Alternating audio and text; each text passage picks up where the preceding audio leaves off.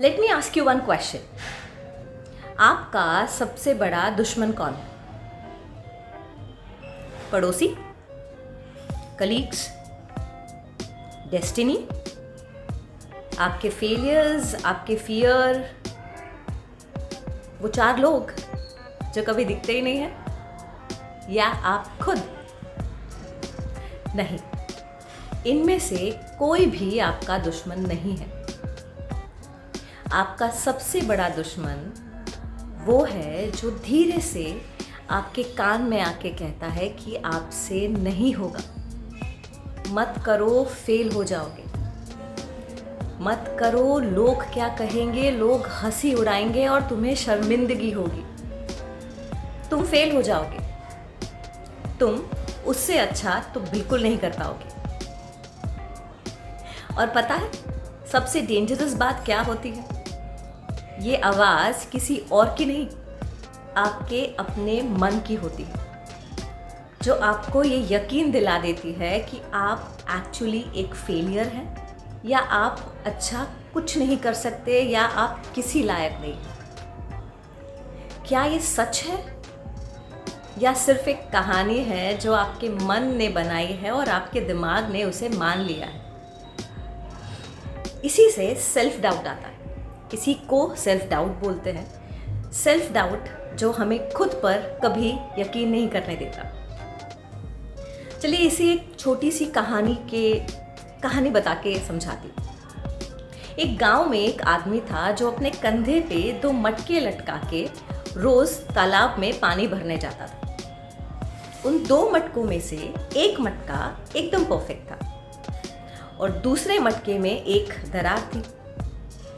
वो रोज पानी भर के लाता, परफेक्ट घड़े में पूरा पानी घर तक पहुंचता, पर उस दरार वाले घड़े से थोड़ा थोड़ा पानी रिसता रहता और धुलता हुआ घर तक पहुंचता, जिसकी वजह से आधा पानी खत्म हो जाता। बहुत टाइम निकल गया, कुछ महीने निकल गए। उस दरार वाले घड़े को खुद पर बहुत शर्मिंदगी हुई और एक दिन उसने शर्म खा के अपने मालिक से कहा, मुझे माफ़ कर दीजिए, मैं आपकी सारी मेहनत बेकार कर देता हूँ। आप इतनी मेहनत से पानी भरते हैं और मैं आधा खाली होके घर पे पहुँचता हूँ। तो उसके मालिक ने मुस्कुरा के कहा, एक काम करना, कर घर लौटते टाइम अपनी तरफ ज़रा देखना कि तुम्हें कुछ चेंजेस लग रहे। नेक्स्ट डे जब वो आदमी वापस पानी भर के रिटर्न हो रहा था, तब दरार वाले मटके ने अपनी तरफ ध्यान दिया कि वहाँ पे तो बहुत सुंदर फूलों के पेड़ लगे हुए हैं। वो हैरान रह गया।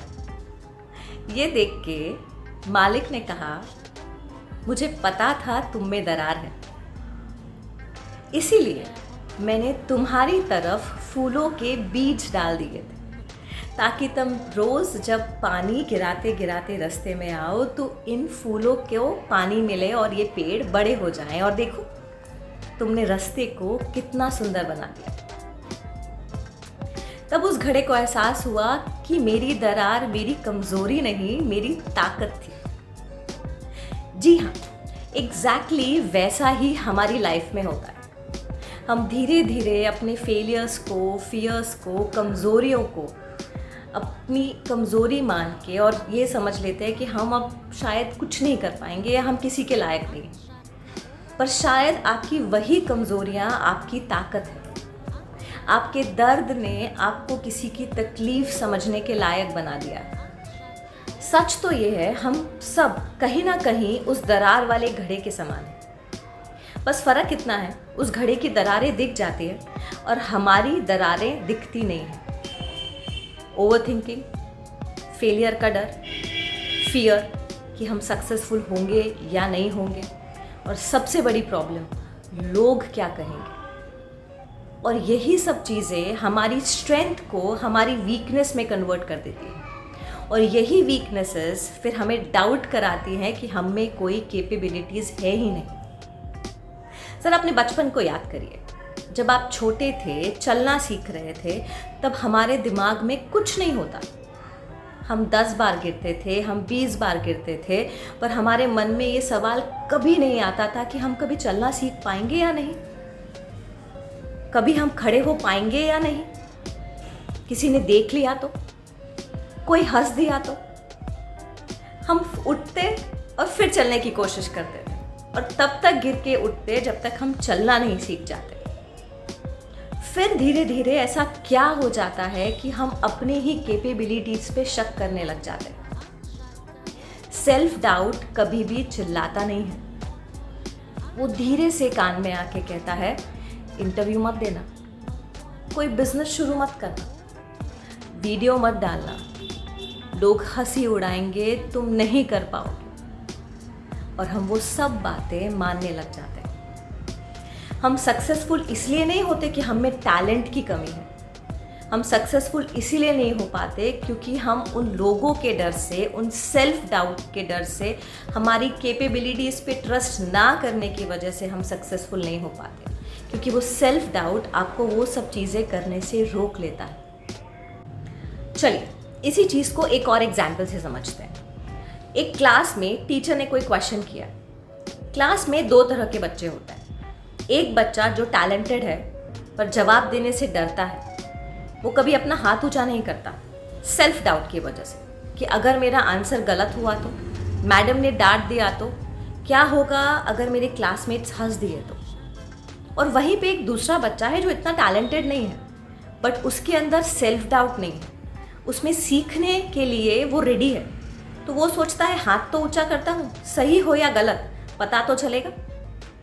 ट्रस्ट मी, जिस बच्चे में टैलेंट नहीं है पर वो खुद पे डाउट नहीं करता, वो गलतियों से सीखने के लिए तैयार है, वो बच्चा लाइफ में ज़्यादा सक्सेसफुल होगा उस बच्चे के कंपैरिजन में जो टैलेंटेड है पर उसे खुद पे सेल्फ डाउट है।